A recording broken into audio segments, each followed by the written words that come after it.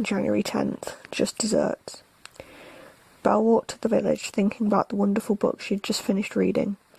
It was full of fire-breathing dragons, magical wizards, and brave princesses.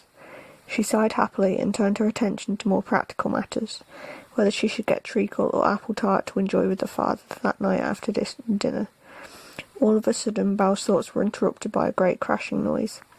Even before he spoke a word, Belle knew who was walking behind her. She could recognise that stomp anywhere.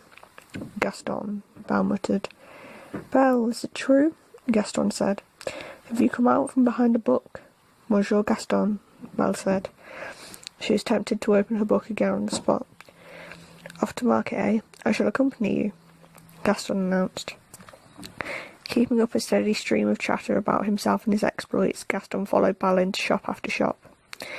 My, Gaston, you certainly do boast well, Belle said in a flattering tone. Yes, thank you, Gaston replied before realising Belle was not complimenting him. His smile disappeared briefly as she opened the door to the bakery. Belle stepped inside and quickly asked for an apple tart before Gaston could begin speaking again. When the tart was in a basket, she waved to Gaston and the shopkeeper. Goodbye, she called, walking quickly towards the forest path. She sighed in relief. It seemed she was rid of her annoying companion. Belle, wait, Gaston caught her arm. I really have no time to linger, Gaston, Belle replied. I must get home to make dinner. I can walk you home, Gaston said, puffing out his massive chest. I insist upon it. You need protection. Protection from what? These woods are my backyard, Belle laughed. From predators, monsters, thieves, Gaston said dramatically. Belle sighed and shook her head.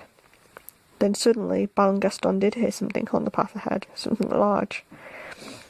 Quickly, Gaston pulled Belle out of harm's way.